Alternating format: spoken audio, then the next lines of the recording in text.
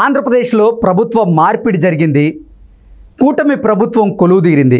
చంద్రబాబు గారి ప్రభుత్వంలో జగన్మోహన్ రెడ్డికి చెందిన కొంతమంది కోవర్ట్లు ఉన్నారని, కొన్ని శాఖలలో పనిచేస్తున్నటువంటి అధికారులు ఇప్పటికీ జగన్మోహన్ రెడ్డికి వారు అనుకూలంగా వ్యవహరిస్తున్నారు, అటువంటి వారి మీద చంద్రబాబు నాయుడు యాక్షన్ తీసుకోబోతున్నారు, వారి మీద వేటు వేయబోతున్నారు అంటూ ఒక వార్త సోషల్ మీడియా వేదికగా చక్కర్లు కొడుతున్నటువంటి నేపథ్యంలో అసలు ఏ శాఖల్లో పనిచేస్తున్నటువంటి అధికారులు ఇప్పటికీ జగన్మోహన్ రెడ్డికి అనుకూలంగా వ్యవహరిస్తున్నారు, ఎవరెవరి మీద ఇప్పుడు చంద్రబాబు గారు వేటు వేయబోతున్నారు అనే అంశానికి సంబంధించి మనం విశ్లేషణ చేసుకునేటువంటి ప్రయత్నం చేద్దాం. ప్రస్తుతం మనతో పాటు ఉన్నారు ప్రముఖ రాజకీయ విశ్లేషకులు, ప్రముఖ సీనియర్ జర్నలిస్ట్ దుర్గా వడ్లమణి గారు. వారితో మాట్లాడదాం. దుర్గా, నమస్తే అండి. నమస్తే.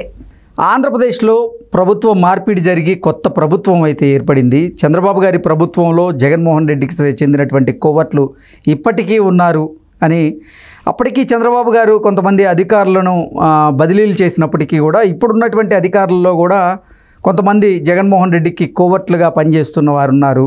సో వారి మీద వేటు వేసేందుకు చంద్రబాబు గారు సిద్ధమయ్యారు, ఆ ప్రక్రియను ప్రారంభించారు అంటూ కూడా ఒక వార్త సోషల్ మీడియాలో చక్కర్లు కొడుతున్న నేపథ్యంలో అసలు ఇప్పటికీ చంద్రబాబు గారి ప్రభుత్వంలో ఉండి జగన్మోహన్ రెడ్డికి కోవర్ట్లుగా పనిచేస్తున్న అధికారులు ఎవరు అంటే ఏం చెప్తారు? ఇప్పుడు మీకు గుర్తుంటే కనుకైతే చంద్రబాబు నాయుడు గారు 2014 నుంచి 19 వరకు ముఖ్యమంత్రిగా ఉన్నారండి. ఉన్నప్పుడే జగన్మోహన్ రెడ్డి తన మనుషుల్ని పెట్టాడు. మధ్యస్థాయిలో, దిగువ స్థాయిలో పెట్టి కావాల్సిన సమాచారం తెచ్చుకునేవాడు ఆయన.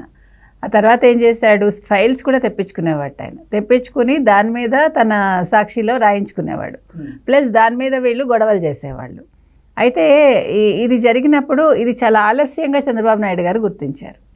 ఆ తర్వాత ఎవరినైతే ఈయన వాడుకున్నాడో వాళ్ళందరికీ ఈయన పదవిలోకి రాగానే 2019 నుంచి 24 మధ్యలో మంచి మంచి పదవులు ఇచ్చాడు. అయితే ఇప్పుడు ఈయన తెచ్చుకున్న వాళ్ళలో ఎక్కువ శాతం రెడ్లే ఉన్నారు. మీకు తెలుసు, 19 to 24 పనిచేసిన వాళ్ళు, అది ఉన్నత స్థాయిలో ఉన్నవాళ్ళు, కొంచెం దిగువ స్థాయిలో ఉన్న వాళ్ళు కూడా రెడ్లు ఎక్కువ శాతం ఉన్నారు. అంటే ఆయన మాట వినేవాళ్ళు. అయితే ఇప్పుడు ఏమైంది, ఇప్పుడు జగన్మోహన్ రెడ్డి ప్రభుత్వం అయిపోయి ఆయన పదవి కాలం అయిపోయింది, ఆయన ఓడిపోయాడు. ఇప్పుడు చంద్రబాబు నాయుడు గారు మళ్ళీ ముఖ్యమంత్రి అయ్యాక వాళ్ళు గుర్తిస్తున్నారు. ఇప్పుడు ఈసారి తొందరగా మేల్కొన్నారు. చంద్రబాబు నాయుడు గారు కావచ్చు, లోకేష్ కావచ్చు, ముందుగా మేల్కొని చూస్తే చాలా మంది ఇంకా మధ్యతరగతి అంటే మధ్యస్థాయి, దిగువ స్థాయిలో ఇంకా వాళ్ళు ఉన్నారనమాట. అంటే ఆయన మనుషులు, ఆయన కోవర్ట్లనండి, ఏదైనా అనండి. మొన్న వంగలపూడి అనిత గారు అన్నారు కదా, హోమ్ మినిస్టర్ అయ్యాక పోలీస్ వాళ్ళతో అన్నారు ఆవిడ క్లియర్ గా, మీకు ఇంకా మీరందరూ కూడా మీలో ఎవరైనా జగన్మోహన్ రెడ్డి మనుషులు ఉంటే మీరు ఉద్యోగాలు రిజైన్ చేసి వెళ్ళిపోండి, మీలో ఎవరిలో అయినా ఇంకా వైఎస్ఆర్సీపీ రక్తం ప్రవహిస్తూ ఉంటే అని ఆవిడ చాలా ఓపెన్ గా మాట్లాడారు. సో ఇప్పుడు అదే జరుగుతోంది చాలా శాఖల్లో. ఇప్పుడు పోలీస్ డిపార్ట్మెంట్ లో మనకు తెలిసి ఎందుకు ట్రాన్స్ఫర్స్ జరిగాయో, ఎందుకు డీజీపీని మార్చారు, ఇవన్నీ మనకు తెలిసిన విషయాలే. సో ఇప్పుడు ఈ ప్రక్షాళన అనేది మొత్తం శాఖల్లో ఇంతమందిని మార్చాలి అంటే, మీకు గుర్తుంటే మనం ఇది కూడా చెప్పుకున్నాం, మనం ఎలక్షన్ ముందే మాట్లాడాం. ఒక్కొక్క శాఖలో వీళ్ళందరూ కూడా ఏమనాలి, ఊరిపోయింది వాళ్ళల్లో. జగన్మోహన్ రెడ్డి ఇష్టం కావచ్చు, లేకపోతే జగన్మోహన్ రెడ్డి రక్తమనాలు, అంటే ఆయన మీద ఉండే ఇష్టం. అంటే జగన్మోహన్ రెడ్డి అంటే స్వామి భక్తి ఉంది కొంతమందికి అంటూ కూడా కొన్ని వార్తలు అయితే మనం చూసాం. చాలా అండి, అసలు మనం కరడుగట్టిన నేరస్తుల్లాగా వీళ్ళు కరడుగట్టిన జగన్ మనుషులు అనమాట. ఎందుకంటే నేను కూడా లిటరల్ గా చాలా మందిని చూశాను. అంటే వాళ్ళు తప్పు చేసినా కూడా తప్పుని తప్పు అని ఒప్పుకోవడానికి ఇష్టపడరు. అది మరి అదేం పిచ్చో మనకు అర్థం కాదు. ఇప్పుడు జగన్మోహన్ రెడ్డి కోవర్ట్లు ఎవరైతే ఉన్నారో, కోవర్ట్లుగా ఉన్నటువంటి అధికారులు ఇప్పుడు కొత్తగా కొలువు తీరినటువంటి ప్రభుత్వంలో కనుక వాళ్ళే కొనసాగితే అసలు ప్రభుత్వంలో లోపాయకరంగా ఏం జరుగుతుందనేది, ఆ విషయాలన్నింటినీ కూడా ఆ అధికారులు జగన్మోహన్ రెడ్డికి చేరవేసేటువంటి అవకాశం ఉంది అని చంద్రబాబు గారు గ్రహించారు. కాబట్టి వారి మీద వేటు వేసేందుకు కూడా సిద్ధంగా ఉన్నారు అంటూ కొన్ని వార్తలు అయితే వస్తూ ఉన్నాయి. ఏంటి వీటిలో మీరేమంటారు వీటి మీద? ఖచ్చితంగా ఇప్పుడు ఎందుకంటే అదృష్టం ఏంటంటే వారం రోజుల్లోనే ఆయన గుర్తించగలిగారు. ఎప్పుడో 4 ఏళ్ళు అయ్యాక చేతులు కాలేక ఆకులు పట్టుకోకుండా ఇప్పుడు ముందుగా గుర్తించడం వల్ల ఏమవుతుందంటే, వీళ్ళు అంటే ఎటువంటి నిర్ణయాలు తీసుకున్నా కూడా నిర్ణయాలు బయటికి పొక్కకుండా చూసుకోవాలి, నెంబర్ 1.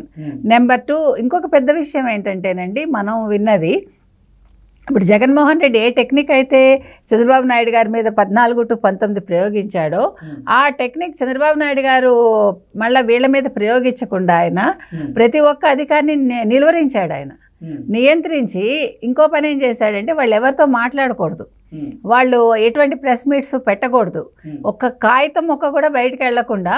అంటే ఒక ముఖ్యమంత్రి అన్నవాడు ఒక పారదర్శకత లేకుండా ఎంత స్వార్థంగా ఎంత తనకు తగ్గట్టుగా పరిపాలన చేశాడు, మొత్తం యంత్రాంగాన్ని తన చేతుల్లో పెట్టుకుని తన గుప్పిట్లో పెట్టుకుని, అంటే ఒక్క మనిషి కూడా బయటికి మాట్లాడకుండా వాళ్ళ మెదడులను కంట్రోల్ చేశాడండి ఆయన. ఇది చాలా అసలు ఆశ్చర్యపడాల్సిన విషయం.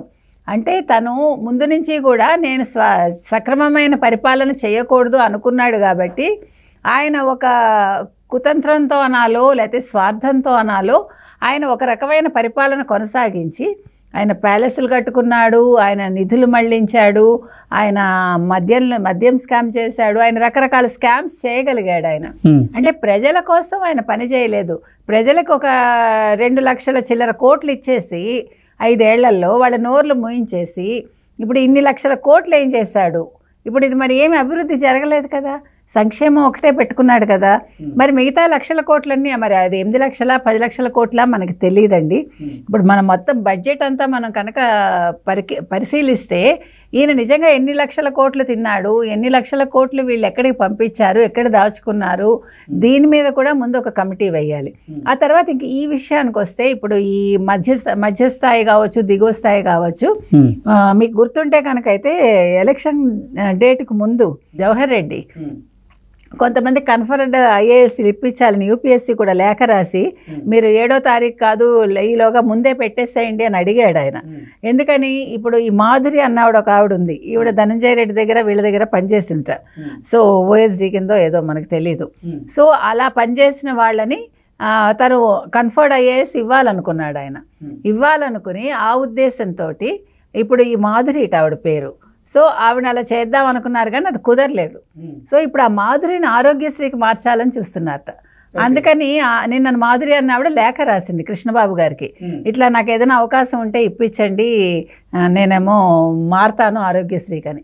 అంటే ఎక్కడికక్కడ తమ మనుషుల్ని పెట్టుకుని వీళ్ళు సమాచారం సేకరించాలని ఇంకా ప్రయత్నిస్తున్నారు. ఓకే, ఇప్పుడు ఆంధ్రప్రదేశ్లో కొత్త ప్రభుత్వం కొలువుదీరినటువంటి నేపథ్యంలో ఏ శాఖల్లో ఇంకా జగన్మోహన్ రెడ్డి చెందినటువంటి మనుషులు ఉన్నారు, జగన్మోహన్ రెడ్డికి ఇంకా ఏ శాఖల్లో అధికారులు కోవర్ట్లుగా మారి ఆయనకి ఇన్ఫర్మేషన్ పాస్ చేస్తున్నారు అంటే ఏం చెప్తారు? మీరు ముఖ్యమైన శాఖలన్నింటిలో ఉన్నారండి, ఏది లేదు.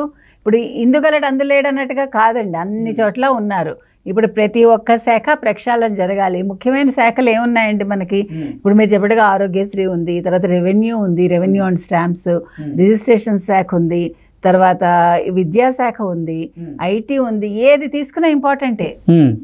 ఎందుకంటే ఎక్కడైతే డబ్బులు వస్తాయో, ఎక్కడైతే పనులు చేయాలో, ఇలాంటి శాఖలన్నింటిలో కూడా వీళ్ళ మనుషులు ఉన్నారండి. వీళ్ళందరినీ తప్పించాలంటే ఇప్పుడు ఎంతమంది ఉద్యోగులు అవసరం అవుతారో చూడండి. ఇది చిన్న విషయం కాదు కదా. మరి దీనికోసం ఒక కమిటీ వేస్తారా? లేదు, ప్రతి ఒక్క డిపార్ట్మెంట్కి ఒక మనిషిని నియమించి వాళ్ళ ద్వారా మొత్తం సమాచారం సేకరించి ఇప్పుడు ఈ అధికారులందరి మీద వేటు వేయబోతున్నారా, లేకపోతే వాళ్ళని బదిలీ చేసే అవకాశం ఉందా? అంటే చంద్రబాబు గారు డెఫినెట్ గా వాళ్ళ మీద వెయిట్ వేయాలండి. ఇప్పుడు గత ప్రభుత్వంలో వాళ్ళు ఏం చేశారు, అంతకు ముందు చంద్రబాబు ప్రభుత్వంలో ఏం చేశారు, దీని మీద ఒక ఎంక్వైరీ అయితే జరగాలి. జస్ట్ లైక్ దట్ వదిలేయకూడదు. ఎందుకంటే వాళ్ళకి ఒక భయం ఉండాలి కదా. ఇప్పుడు నేను డబ్బులు తీసేసుకుని నేను కావాల్సిన సమాచారం ఇచ్చేస్తాను అంటే ఒక ప్రభుత్వ ఉద్యోగం నీ బాధ్యత ఏంటి? నువ్వు ఎలా ఉండాలి? నీకు ఏ ప్రభుత్వంతో సంబంధం ఉండదు, నువ్వు ఒక ఉద్యోగి అంతే. నీ ఉద్యోగ బాధ్యతలు నువ్వు నిర్వహించాలి. అది నిర్వహించకుండా నువ్వు నీకు ఇష్టమైంది కాబట్టి ఇప్పుడు కులాన్ని బట్టో లేకపోతే నీకు కావలసిన కొన్ని పనులు చేయించుకోవటానికో నువ్వు ఒక ప్రభుత్వానికి నువ్వు లీన్ అయిపోయావు అనుకోండి, you are not fit for that job అన్నమాట. సో దీని మీద మాత్రం ఖచ్చితంగా ఒక చర్యలు ఉండాలండి. వాళ్ళకి ఒక భయం రావాలి. నెక్స్ట్ మళ్ళీ వాళ్ళు అలా చేయకుండా వాళ్ళ మీద కఠిన చర్యలు అయితే తీసుకోవాలి. ఓకే అండి, థ్యాంక్ యూ సో మచ్.